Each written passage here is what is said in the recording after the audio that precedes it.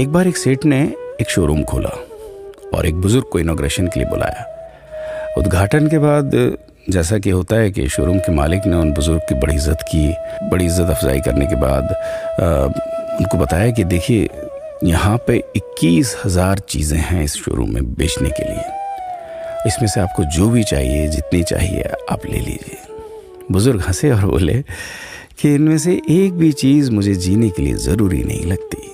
मुझे तो इस बात का ताज्जुब होता है, आश्चर्य होता है कि इंसान इन सभी गैर ज़रूरी चीज़ों का इस्तेमाल करता कहाँ है। अब देखिए, एयर फ्रेशनर के बिना किसकी सांस रुक गई? फेस वॉश का इस्तेमाल नहीं किया तो कौन काला हो गया? होम थिएटर लाकर कितने लोग कलाकार बन गए? कंडीशनर से किसके बाल मुलायम और काले हुए हैं? अरे, जो डाइनिंग टेबल यूज़ करते हैं, क्या उनके घुटने नहीं दुखते? थोड़ा दिमाग